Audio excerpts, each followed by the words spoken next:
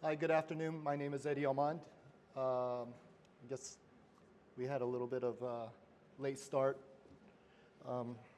Today I'm going to be giving a briefing on empowering decision-making through location intelligence. Just a quick disclaimer, legal and compliance. All of the data that you're going to see today is within GDPR compliance. The presentation today is solely for informational purposes. I'm not endorsing any products, or the data is not here to jeopardize anybody's privacy. Quick background about myself. I started my career in the US Army as a SIGINT analyst, specializing in signals collection, processing, and analysis. After the Army, I was doing development and training for intelligence tools. There we were looking at the social network and intel analysis during some of the Afghanistan-Iraq conflicts. After defense contracting, I went into Department of Defense and worked as an intel analyst, bridging mission and technology. So one of the key issues that we were dealing with was non-digital data, like document media exploitation, biometrics, and such. I became a security consultant in the Middle East, worked primarily in Bahrain and Dubai and Kuwait, doing cyber intelligence for private industry. And then now I'm here in Japan doing cybersecurity work with my company that does vulnerability management. And I also manage a company here that does threat intelligence and location intelligence. So today's briefing will be based around more of that experience. Okay, so just to kind of get everybody on the same page, I wanted to really describe what LOCINT is. So location intelligence is location-based data, and we use it to gain insights, to make informed decisions, and to drive us into actions. That's the intelligence piece of it. So what type of data sources would be considered location intelligence? And we define it here as any data that has references or can correlate to a geographical location. So not necessarily all of the data needs to be location-based, but if it has another piece of data with it that you can correlate it, then it becomes information that can be location-based. So some of the workflow is that we take this data, we process it. Meaning we cleanse it and then enrich it. And today we use a lot of AI to be able to drive correlation and to be able to do that much quicker. We apply some type of spatial temporal analysis, like a map or a time analysis tool, to be able to drive us to come up with some type of insights. And then we provide that interactive mapping to drive us into more real-time insights.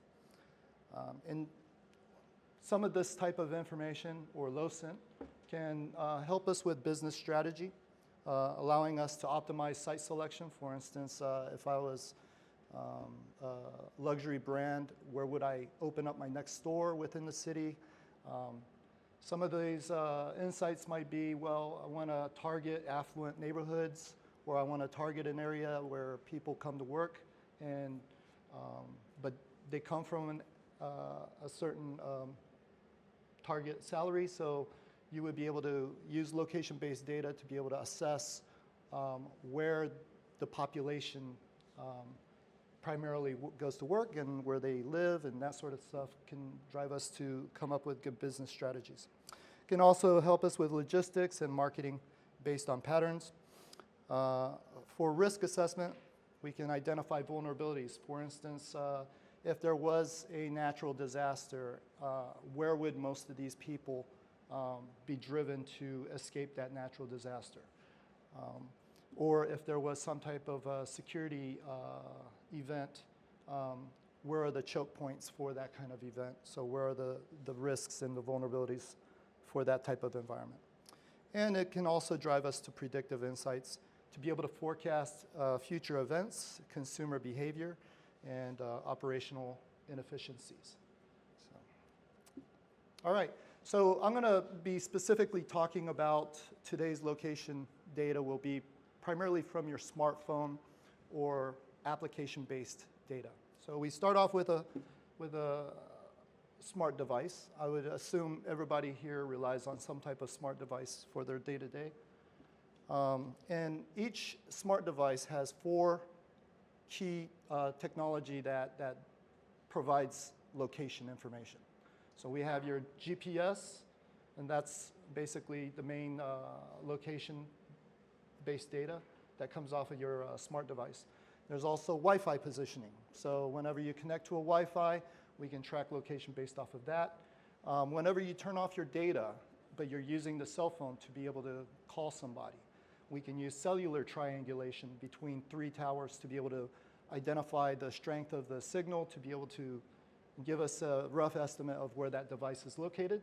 And then lastly, Bluetooth is also providing some type of location-based data. When we think of a smart device, the average number of applications that most people use on their smart device is now up to about 60 to 90 globally, worldwide. In the United States and Europe particularly, that number can go up a little bit, up to about 100. In Asia, it's a little bit lower, 50 to 80.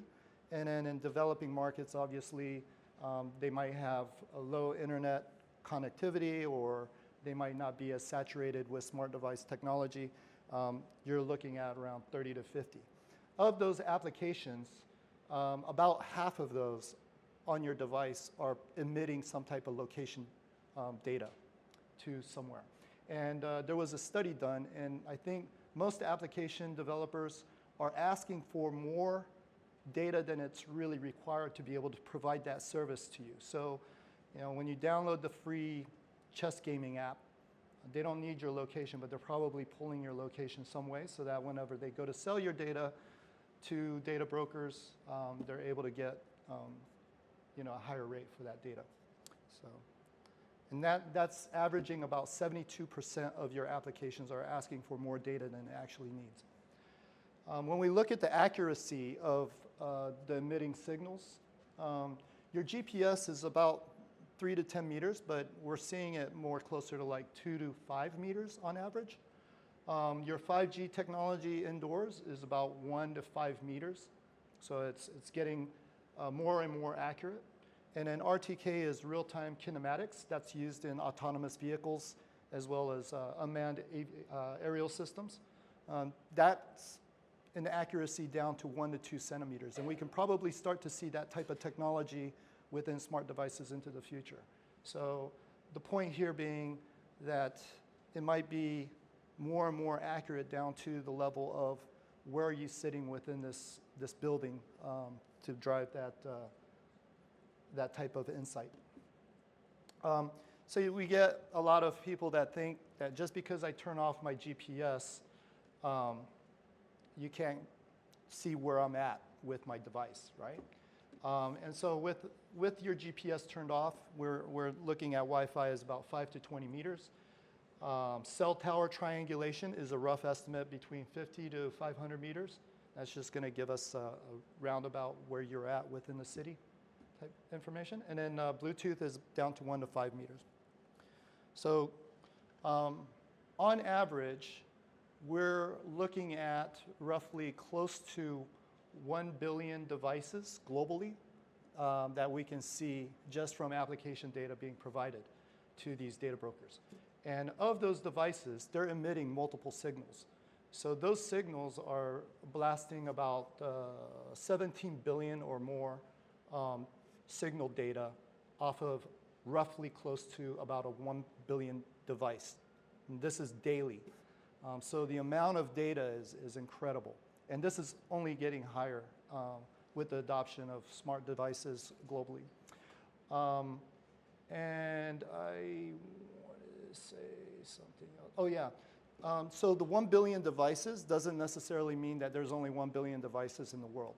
It could be 2 billion, 3 billion. But let's say I see 1 billion devices for today. Tomorrow, 25% of what I saw today might not be active tomorrow. But we're seeing close to about 1 billion devices on average daily.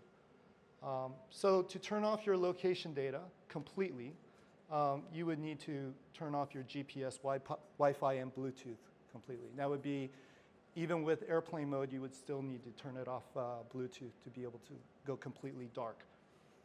All right, so now that we've got that out of the way, I'm gonna give you an example of what we see from application data itself. So when you go to an application that's selling their data to a data broker, and a marketing agency receives that data, and it really depends on which application. So it's not a full visual, but this is the type of data that we can see. So I just wanted to go through really quickly and discuss what type of data. So the key thing on your device is a registration ID. And this registration ID is consistent through the life cycle of that particular device. So it never changes. And this registration ID correlates to advertising ID. So when you take this registration ID and you give it to Facebook ads or Google ads, they can actually provide targeted messaging directly to that device. So let's say you're near a coffee shop, let's say Starbucks, for example, and Starbucks pays for advertising. They can grab that particular device and say, anytime this device is within a certain proximity to our store, provide them with a free cup of coffee to entice you to come in. So that's the level of granularity that we can achieve. The name, I just wanted to kind of clear up. So instead of using the registration ID, the software that I'm going to be showing today gives a randomized two-word naming convention, just so that we can make it easier to be able to spot a device. So every time you see orange log or some other two-word random phrase, it's just replacing that registration ID so that it makes it easier for us to work with. We obviously get latitude, longitude information, and then for that specific latitude, longitude information, how many times it emitted a signal from that particular location. We get what's called flags, so we can see if there was high-speed movement detected or if you had your VPN turned on. So that would indicate like spoof locations. If we are getting cellular triangulation data, it would pop up in this flags information here. We also get your IP address to the device. We can see your internet service provider. Usually if you are, let's say from China and you're visiting Japan, your ISP doesn't necessarily switch to Japan even though you're piggybacking off of a Japanese network. But we can see the originating. And this is really helpful because we can filter out any Japanese ISPs, and then now we can start to look at only devices that originated from a foreign country or outside of the country you're looking at. We can see date time group, obviously, country code, session duration. These are usually in seconds. We also, and this is not all the time, but we get information like what is the brand of device? Is it an iPhone? Is it an Apple? We can see down to the level of operating system and the patch level that you have. And we've seen certain actors use this type of information to target malware and other types of things from a vulnerability perspective. And we also get the language that device is preferred on. So as I stated, we don't always get everything, but what happens is if we get some of the data sometimes, and then that registration ID correlates to some other data that we get another time, then we can start to fill in the blanks. So we get a bigger picture of everything. So here I'm going to go ahead and give a quick demo, and then I'm going to be using a proprietary tool I'm not endorsing, but all of the data that you're going to see here is open source information and also commercially available data. So none of it is to the level of classified information, but they are all location-based data from smart device applications. So this demo is for information purposes only. So I got the address to this building, and I started off with a map. and I plugged in the address, and I think this is the wrong address, but I think I was able to find it. So here's the building that we're at today, and I'm able to take this and geofence it within the software. So I can say, I just want to look at all of the devices for whatever period of time just within this building that I would like to look at. So for this particular instance, I went from February 3rd to February 16th and pulled back all of the data from that period, so from the 2nd to the 16th of February. And then when you drill down, you can start to notice things like where was the most number of activity in what part of the building, right? So if we're looking at this particular building, we can see that most of the activity is in this area. And if we can generate some type of analysis from this, we can probably say, well, is this a retail? Is this a business? Is the front door probably in this area? Because that's where a lot of traffic is. And then we can start to use some analytic tools to be able to give us some information about the data that we pulled. So here we're looking at the key stats. So this is the yellow that you see on the top graph are the number of times the device emitted signals, and then the blue is how long they were in that particular area during that time. And if this was a little bit more dynamic, I would be able to hover over the bars to give us actual date time group. The bottom one is quite interesting because it allows us to break down the data by days. So Sunday through Monday, or I guess in this case it's Saturday down to Sunday. And then also by your 24-hour time on the bottom. So from 00 hours to 23 hours, 2,300 hours. And what we can see here is that right about 6 in the morning, with this darker bar here, is about when there's most activity within this building for the date range that we selected. And then if we look on this right-hand side, we can see that Wednesdays are the most activity that we saw of the devices. And we can also break things up in some interesting ways, like timeline. I'm looking at when the most activity was during the days, and we can break that down all the way down to the hours. And then the bottom one is quite interesting. So the yellow bar indicates that they were new devices. And then the blue on the bottom are actual devices that returned to that same area. So that would naturally mean that the first bar on the left is always yellow. And then in this case, the first 2 bars, of the first 2 bars, there were a percentage that returned back the following week. So if we were to make some type of assessment, we could maybe filter it back to return devices, and then we can start to make assessments about, maybe these devices are attached to a persona of somebody that works there. Okay, just interrogating the data a little bit more, this is what we see, just to give you an example. So clearly the first column is the randomized naming convention that's provided within the tool to be able to provide anonymity. And then the registration ID, obviously. The count is the number of times that device emitted a signal from those longitude and latitude data, and then the date time stamp for that period. Okay? So this is quite interesting because as I mentioned earlier about the registration ID, if I take that and my software can actually look at the registration ID, and as I stated, the registration ID is for the lifetime of that device itself. It never changes.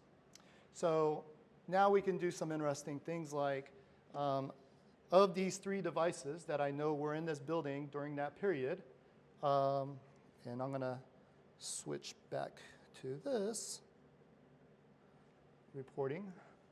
So we saw xenophobic devil, painstaking afternoon, and big reflection. with xenophobic devil being the most emitting during this period of 14 days. So I am now, just to be clear, looking at the history of those 3 devices that I pulled from this building during the period of 2 to 14 February, I think, 16 February, and looking at those 3 devices historically over the past 2 weeks. And I can start to identify things like if I wanted to just look at, out of those 3, just one device, now I can look at the days of the week for that. I can look at what network that particular device was on during the past 2 weeks. As I stated earlier, in this case, it's only Japan, but I can also look at the timeline. So if I said for that xenophobic devil, it gives me that during the past 2 weeks, it was most active on, I think, the 6th. And then if I look at device details, it gives me a little bit of a breakdown of the data that's behind just those 3 particular devices. If I bring up the map, I can start to look at, let me just take out, oops, and zoom in. This is just for one device, so I just filtered out the other 2 devices, and I'm looking at just those 2, just that one device, xenophobic. But I can quickly tell that it was really active down here with the 327 emitted signals. So then I can break it down, go a little bit further. And, oh, in that area, it was emitting a lot here. And then now I can see that it's associated to a building. And then if you go to, oops, imagery, you get a sense of whether that's a residence or a commercial property. Okay. So that in a nutshell is some of what we can do with location intelligence. And also, you know, in this particular example, I'm isolating down to a device just so that I can present to you the type of information we can get from this. But I did another interesting search. For example, the data is global. So it's not confined to one particular country. This is globally available data, right? So we can do things like within the last year, how many devices were at the Pyongyang airport in North Korea, at PRK, and which is this report. So if I look here, and this is Pyongyang, I can start to isolate devices that were active. And I pre-ran this to do a report so that now I can look at within a given time, that one device that was in North Korea, where did they come from? What was their travel habits? And you can start to see some interesting data regarding that. So just quickly showing you that it's not confined to one particular location. We can see the movement of the device across the world. All right. So let me get back to the slide here. So real world applications. As I stated, you know, I wanted to present the granularity of the information that we can pull from location intelligence. But the true value that location intelligence gives is when we look at the population dynamics. So how do people move within the city or within this country? And you know, we can start to apply that to transportation, infrastructure, different types of things like retail and marketing. We're also doing some interesting work in developing countries that have really difficult addressing system. So for instance, working with banks who need to verify that you actually live in a certain location. They're starting to apply location-based intelligence to be able to decide whether or not they're going to give you a loan for instance, to verify that you have a residence. Obviously, we apply this type of technology to security and defense, supply chain logistics. We're starting to see some of this in healthcare, and also particularly now with smart cities, which require a lot of location intelligence in order to be able to implement like autonomous vehicles, drone technology. So final thoughts. I think LoCent is it's continuing to evolve. We're starting to integrate a lot more types of data, so not just smart device data, but we're also looking at drone data and IoT devices to be able to do predictive analytics. And I think, as we start to apply more AI-driven analysis to this, humans have a particular behavioral, they don't really change their behavior too much. So based off of that, we can start to look at a lot more of behavior analysis and how do we do autonomous response systems. And then the challenges are always going to be, for us, the data is not very well cleansed because we're getting it from multiple different sources. And that could lead to inaccuracies. We try to do a lot to mitigate that. Obviously, regulatory compliance is really, really difficult, primarily because we want to leverage this type of data for good use, but obviously there are a lot of adversarial networks that apply this type of data for the wrong purposes. So we need to get better at being able to reduce those types of threat. And I think, we're starting to see more and more organizations use this type of data to be competitive against their competitors. So giving them an edge in their industry, whether it's security, business strategy, or operational planning. We're starting to apply a lot of this type of technology for sensitive site protection measures. So energy or energy-related facilities that have a lot of ground to cover are using this type of technology to be able to protect themselves from that. So as LoCent evolves, I think we're only going to see it start to analyze the present, but also be able to predict more accurately what's about to come in the future so that we can make more informed decisions to be able to protect ourselves from things like natural disasters or certain types of risk-based events. All right, this is my LinkedIn if you'd like to connect with me, and I appreciate it. I don't know if we have time for questions and answers. We do? Okay. All right, thank you. Yeah, so if anyone has questions. Thank you for the presentation, it was very cool. How long are intelligence agencies spying on us with this kind of technology? What? How long are agencies spying on us with this kind of technology?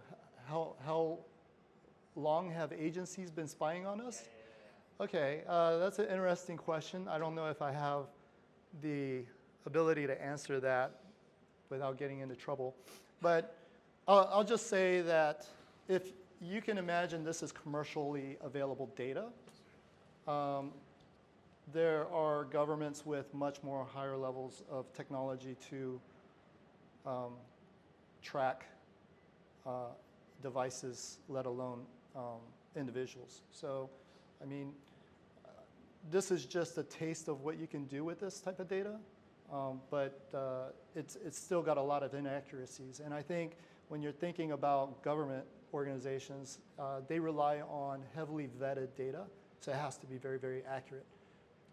But the capabilities have been there for many years. I mean, signals intelligence before there were cell phones was all radios, and we were able to track location based on radio signals and strength, similar to how we look at cell tower triangulation. Thank you very much. Yeah, I hope I answered your question. It's a difficult question, but go on. Yeah. Okay, so if anyone else want to ask, I have a few questions. Okay. Is a registration ID different than a MAC address? Yes, it is. Okay. And can a device have multiple registration IDs? So for like example, we- like some phones have 2 SIMs, those type of things. So that's a really good question. The data that we're getting from the application and the registration ID is SIM independent. It is purely for the physical device. Okay. So just to give you an example, when we were doing some drug trafficking type investigations, we were seeing devices like, for instance, in the United States with one SIM card, and then it would go to somewhere in South America, and they would switch out the SIM card, but it doesn't change the fact that we can't see that device. Okay. So the SIM card is a different type of registration Okay. piece of data. And then the last one is it primarily looking at like the metadata that goes around the information itself, or does it also include things like, for example, if it's an image or something like this, like in pen testing we use images all the time, so we can extract data from that. I'm just kind of curious if it's if you also look at, for example, like the data itself versus like the metadata around it. This particular type of data that I was showing today is metadata. Okay. Yeah. Well, thank you. And we're not getting any type of content from within the application. So we're not, getting like message traffic, even encrypted, from within the application. But we're starting to see some interesting things like SHA-256 of your email. Okay. So if you can decipher that, then you would get probably the plain text email that you can then correlate with social networks. And Right. then now you're getting into dangerous territory of taking a device and actually correlating it with an actual person, which I think breaks a lot of That several was my compliance. next question. Yeah. My last question is was actually around is it classified as PII? Like So this data, I'm curious how that falls in the compliance spectrum. There. and I think there's a compliance expert here in the room today, and so I've got to be very, very careful how I craft this answer to you. I think there's a lot of misinterpretations of the policies that guide protection of PII. One stance is that we're not advocating that this data is a person. We're saying that this data is a device. And I don't know what the other part of that is going to mean, but from one perspective is that, if I'm targeting a person, I'm using the data for the wrong reasons. But that device could transfer to another person, and I could be tracking 2 different people that are sharing one device. So I think from a PII standpoint, when you start to correlate it with, like, for instance, what I gave you, the SHA-256 of the email, then you're now identifying an actual person with the device, and that's a very big no-no, I think, as far as it comes down to PII. But we're not getting, you can assess based on the device behavior where a person works or where that device goes every day from 9 to 6, and where it hooks up to a Wi-Fi at night is probably a residence unless they're working graveyard. So I think the analysis of the information could now be defined as PII.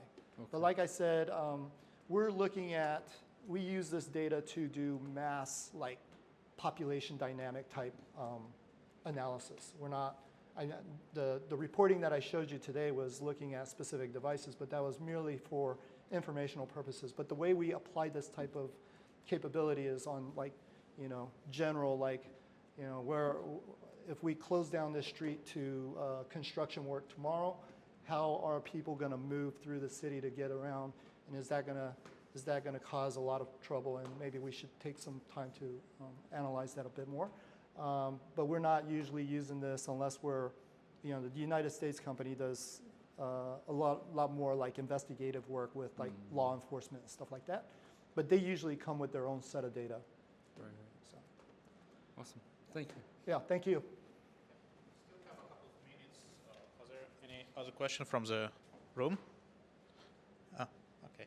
Yeah, so we have like one question like online. I guess it's more about compliance. Okay. So basically, are there like any nuances specific to Japan in using this data compared to other countries? So if you can quickly Yeah, put some like quick comments on this. Right, right.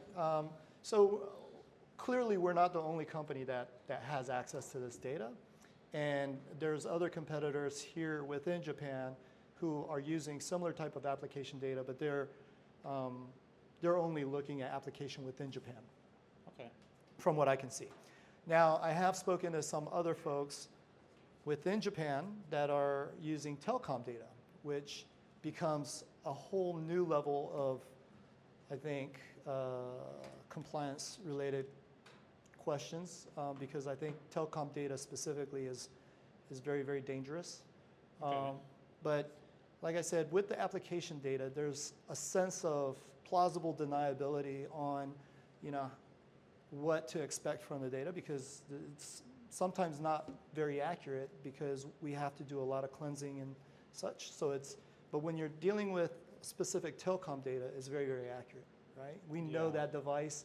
We probably have a record of who owns that device because of their registered addresses and that sort of thing. But on the other hand, it's it's limited to one operator, usually It's limited to what? one telecom operator. Yeah, exactly. So in this case, Yeah, yeah. for example, usually there's like some conflict of interest between let's say Docomo Right. or KDDI or Right, some right. bank. So you would have to know what if you were tracking PII specific to a person, Yeah. you would want to know what telecom provider they're using and then go and ask the telecom. But yeah, and then it's not to say that you can't stack the data on top of each other. And that's another area of concern when it comes to compliance, because you can reveal so much just from open source, right? But if we take, for instance, Facebook, for example, I mean, they own Instagram, they own WhatsApp, they own Facebook. So you're getting a lot of location-based data that's applied to PII. And it would be interesting to see how their compliance measures are when it comes to the use of that type of data. Because, I mean, even though, this particular example was to show you, the level of granularity that we can get from this, but, targeting marketing agencies and advertising agencies use this data daily, to target specific commercials, and they're not getting as hit on PII level compliance as others are. So it's quite interesting. The only other way is to really just do away with this type of data, not allow applications to, receive location-based data. Okay. Yeah. Okay. Yeah. I hope that answers. Yeah, I hope It's it answers the person on asking the question online, but yeah, got a little bit deeper into this thing, but yeah. So yeah, I think that's it for this questioning. Okay, great. Well, thank you very much. Yeah, thank you, Appreciate Eddy. the opportunity.